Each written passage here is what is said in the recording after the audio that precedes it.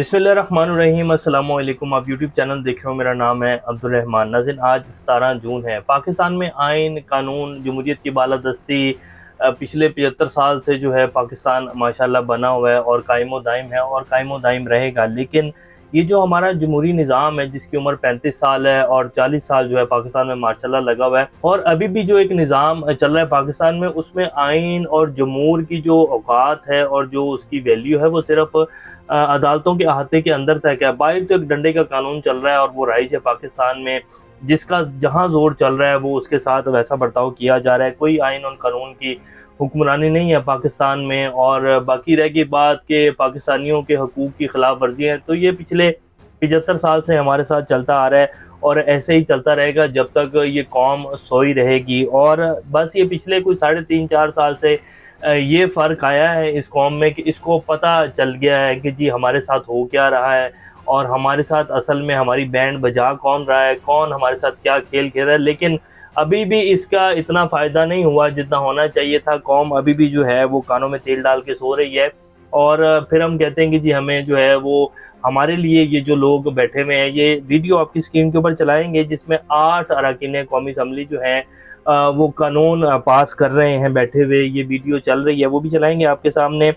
यूनान में जी एक कश्ती हादसा हुआ है जिसमें तकरीबन पाकिस्तानी 78 जो जवान नौजवान थे वो शहीद हो गए हैं, जो बेचारे डंकी लगाकर जो है यूरोप जा रहे थे, क्योंकि पाकिस्तान में हालात मायूस हो चुकी है। पाकिस्तान की जो जवान नस्ल है जी, पाकिस्तान में पिछले 75 साल से हर आने वाले 2-3-4 साल बाद यही जो है वो सुनने को मिलता है कि जी अब पाकिस्तान बेहतर हो जाएगा, हमने अपनी गलतियों से सीखा है। 4 दफ़ा पाकिस्तान में मार्शल लगा है, 35 साल जमहूरी निज़ाम को हो गए हैं और 75 साल कुल हो गए हैं। लेकिन आज भी पाकिस्तान जो है आज तो बल्कि पहले से भी ज़्यादा वर्स्ट सिचुएशन के ऊपर चले गए। मेरा नहीं ख्याल पाकिस्तान जब से बना है इतने नाजुक तरीन दौर से पाकिस्तान कभी गुजरा होगा जो अब के हालात पाकिस्तान में बने हुए हैं, कि पाकिस्तान जो है वो बिल्कुल कंगाल हो चुका है। बड़ी बड़ी जो कंपनीज़ हैं वो पाकिस्तान में बिज़नेस करना जो है अपना बंद कर रही हैं, बंद करके जा रही हैं।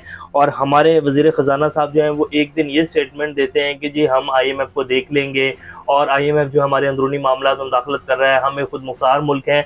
और अगले ही दिन जो है वो स्टेटमेंट चेंज हो जाती है और कहते हैं कि नहीं जी हम IMF के साथ काम करने के तैयार हैं।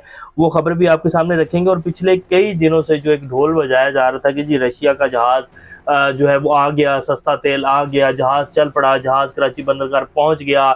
एक तारीखी दिन है पाकिस्तान के लिए ये हमारे जो वज़ीर-ए-आज़म साहब हैं उन्होंने कहा था जहाज़ के पहुंचने के ऊपर कि ये एक तारीखी दिन के तौर पर याद रखा जाएगा कि हमने सस्ता तेल जो है वो रूस से मंगवा लिया है। अब रशियन जो एनर्जी मिनिस्टर है जिसके साथ ये सारी डील हुई है, और वो क्या कहते हैं, उन्होंने सारी की सारी जो खबरें हैं जो कि सस्ते तेल की चलाई जा रही थी सब की सब को बेबुनियाद करार दे दिया है। वो बाकायदा खबर वॉइस ऑफ सेंट्रल एशिया की न्यूज़ है, कोई पाकिस्तानी न्यूज़ एजेंसी नहीं है, ये कोई पाकिस्तान की खबर नहीं है। वो आपके सामने रखेंगे। वो बताएंगे कि उन्होंने पाकिस्तान के जो निज़ाम है और पाकिस्तान के हमारे जो वज़ीर-ए-आज़म हैं उनके कपड़े कैसे उतारे हैं, वो खबर भी आपके सामने रखेंगे।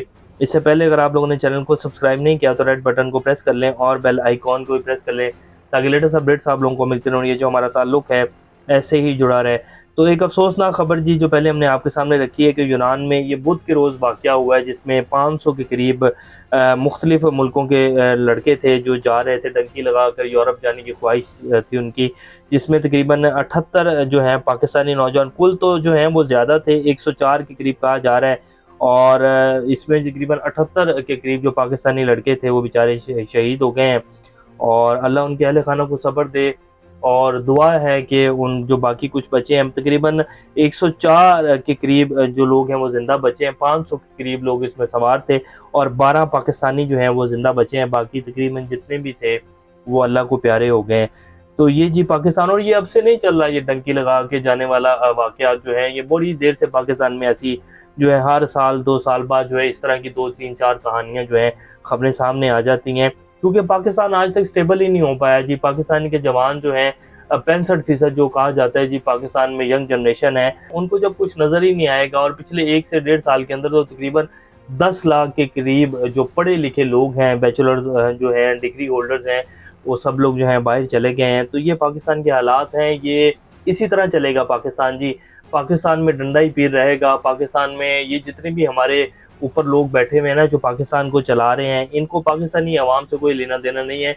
इनका सिर्फ अपना घर ठीक चल रहा है। इनको जो है लाखों करोड़ों रुपए की जो है आमदनी है और अयाशियाँ चल रही हैं, प्रोटोकॉल्स हैं और बाहर जाके फिर अरबों रुपए की जायदादें जो हैं वो ली जाती हैं। जनरल बाजवा साहब के बारे में आजकल चल रहा है कि $15 मिलियन की जो है उन्होंने दुबई में ही जायदादें खरीदी हैं और इस तरह और मुल्कों में, यूरोप का वो आजकल टूर के ऊपर हैं। तो ये हालात हैं और ये जितने भी आप देख लें सियासतदान हमारे हैं, उनकी जायदादों को अगर आप पता करके देखें, जैसे शाहिद खाकान अब्बासी साहब कहते हैं कि जी असम्बली में टैक्स दहिंदगान की तादाद तो है ही नहीं, ना होने के बराबर है, और बाकी आवाम के ऊपर जो टैक्स लगे हुए हैं आप सब लोग बेहतर जानते हैं। सानिया 9 मई के बाद सियासी जमात से वाबस्तगी रखने वाले शरपसंदों के एतराफ़ का सिलसिला जारी है जी। जमान बाग में होने वाली साजिश को सियासी जमात के अपने कारकुनान ने इसे 1 माह में बेनकाब कर दिया। अब जितने भी लोग पकड़े गए थे ना, सब उनसे जो है वो इंटरव्यू वो दिलवाए जा रहे हैं, उनकी वीडियो चलाई जा रही हैं और वो सब के सब इल्ज़ामात जो हैं वो लगा रहे हैं यास्मीन राशिद के ऊपर, हमाद अज़हर के ऊपर और जो इमरान खान साहब के भांजे हैं हसन नियाज़ी उनके ऊपर, क्योंकि वो सब लोग ये वो हैं जिन्होंने अभी तक प्रेस कॉन्फ्रेंस नहीं की है। और बाकी जितनी भी क़यादत थी, जिनमें असद उमर हो गए और फवाद चौधरी हो गए, मुराद रास हो गए, जो सेक्रेटरी साहब थे आमिर कियानी साहब, जो कि मेन इनके जनरल सेक्रेटरी हैं पार्टी के, उनका इस मनसूबा साजी में कोई अमल दखल नहीं था। सिर्फ डॉक्टर यास्मीन राशिद, वो लोग जिन्होंने अभी तक प्रेस कॉन्फ्रेंस नहीं की है, जिन्होंने इमरान खान को छोड़ने का ऐलान नहीं किया, उन सब के नाम जो है वीडियोज़ में दिलवाए जा रहे हैं। तो ये 9 मई का सानिया है। इसके ऊपर अगर तहकीकात हों, वो जितनी भी वीडियोज़ जो CCTV कैमरास लगे हुए थे, उनकी वीडियोज़ सबूत के साथ पेश की जाएँ अदालतों में, ये सारी एक बिल्कुल फेयर इनके ऊपर जो है जुडिशल कार्रवाई हो, तो सब कुछ जो है पता चल जाएगा। लेकिन होगा कहाँ, पाकिस्तान है ये। 14 मई को हमारी जो सुप्रीम कोर्ट के चीफ जस्टिस उमर बंदयाल साहब हैं, उन्होंने इलेक्शन का हुक्म दिया था और आप सब लोगों के सामने है कि कितनी दफ़ा पाकिस्तान में देखें ना, पिछले 1 महीने के अंदर इलेक्शन हो चुके हैं और पाकिस्तान कितना ज़बरदस्त है, दोनों सूबों में हुकूमतें चल रही हैं। तो ये हमारे आइन और कानून की औकात है जी। वज़ीर-ए-आज़म साहब ने कहा कि जी, अब वज़ीर-ए-आज़म साहब जो हैं उन्होंने पाकिस्तानी अवाम से कहा कि जी आप दुआ करें हमारी IMF से डील हो जाए। यानी कि अब पाकिस्तान की अवाम दुआ करेगी तो पाकिस्तान की जो है वो IMF से डील होगी। बेसिकली उन्होंने बता दिया कि जी हमारे हाथ खड़े हैं, हमने जो कर सकते थे कर लिया है, या हमारे अंदर इतने दाने ही नहीं है कि हम IMF से डील कर पाएँ। तो उन्होंने कहा कि जी हम उल्टे सीधे हो गए हैं, हमने जो करना था कर लिया। पाकिस्तान की अवाम जो है वो दुआ करे और फिर जो है हमारी IMF से डील हो जाएगी और फिर एक दफ़ा दोबारा कर्जा आएगा। फिर हमारे जो याशियाँ हैं, IMF ने बार बार कहा कि जी आप जो हुकूमती अखराजात हैं उनको कम करें, हमें टैक्स डिटेल्स दें हुकूमती जितने भी नुमाइंदगान हैं, लेकिन वो कोई नहीं दे। जब IMF ये बात करता है तो फिर हमारी जो हुकूमत है वो कहती है कि जी IMF हमारे अंदरूनी मामलात में मुदाखलत कर रहा है। वज़ारत ख़ज़ाना ने कह दिया है कि जी पाकिस्तान ने IMF के सामने घुटने टेक दिए हैं और बजट पर इसके एतराज़ात दूर करने के लिए हम तैयार हैं। वज़ीर ख़ज़ाना साहब ने जो बयान दिया था वो सिर्फ प्रेस कॉन्फ्रेंस थी, जैसे हमने कल भी आपके सामने रखा कि वज़ीर ख़ज़ाना साहब जो है वो प्रेस कॉन्फ्रेंस खेलते हैं और वो सिर्फ सियासी रंगबाजी करती हैं, इसके अलावा और कुछ भी नहीं है। IMF के बगैर पाकिस्तान नहीं चल सकता, ये हमने कल भी आपके सामने रखा था। अब जो वॉइस ऑफ सेंट्रल एशिया की खबर है जी, वो आपके सामने रखते हैं। ये रशियन एनर्जी मिनिस्टर साहब जो हैं उन्होंने इसको कन्फर्म किया है। उन्होंने कहा है कि जी said there was no reducing prices for Pakistan, it is the same as for other buyers. Russian minister Nikolai tells reporters on the sidelines international economic conference in ST Petersburg में एक कॉन्फ्रेंस हो रही है इकोनॉमिक, उसमें जो है Russian energy minister जो है उन्होंने रिपोर्टर्स से बात करते जब उनसे सवाल किया गया कि जी पाकिस्तान को आपने क्या सस्ते दामों जो है वो तेल दिया, तो उन्होंने कहा नहीं जी कोई जो है वो सस्ते दामों तेल नहीं दिया है, बाकी जितने मुल्कों के जैसे हम दे रहे हैं जो प्राइजेस हैं उनके ऊपर जो है हमने ये तेल दिया है। और वैसे ये जो सारी बाइंग और परचेजिंग की गई है ये कहा जा रहा है कि जी चाइनीज़ युआन में की गई है, लेकिन जिस तरह कहा जा रहा था कि जी बहुत सस्ते दामों ऑयल आ गया है और जो एक पूरा ढंढोरा पीटा जा रहा था, अब इस खबर की भी देखते हैं कि क्या आगे से तरदीद आती है या तस्दीक आती है। लेकिन ये जी हमारी हकीकत है और ये हम जो है ड्रामेबाजी करते हैं बैठकर हमारे जो मिनिस्टर हजरात हैं, और इस तरह जो है मुल्क को चलाया जा रहा है। कौमी असम्बली की वीडियो आपकी स्क्रीन के ऊपर चल रही होगी, जिसमें ये तकरीबन 8 अरकान कौमी असम्बली हैं जो कि मुस्तकबिल के फैसले कर रहे हैं और एक तरफा कानून साजी जो है वो की जा रही है और इस तरह जी पाकिस्तान चल रहा है। तो अब आप खुद समझदार हैं कि पाकिस्तान ने कितनी तेज़ी से तरक्की करनी है, कैसे एशियन टाइगर बनना है। और नवाज़ शरीफ साहब जो हैं वो वतन वापस आकर जो है पाकिस्तान को एशियन टाइगर बनाएँगे, और उनकी तैयारी की जो तमाम तर जो है प्रोसेस है वो कंप्लीट हो चुका है। आने वाले दिनों में ईद के बाद आप देखेंगे कि नवाज़ शरीफ साहब जो हैं वो वतन वापस आ रहे हैं। वफाकी वज़ीर तवानाई खुर्रम दस्तगीर साहब कहते हैं कि जी IMF हमें कह रहा है कि आप पाकिस्तान को आइन और कानून के साथ चलाएँ।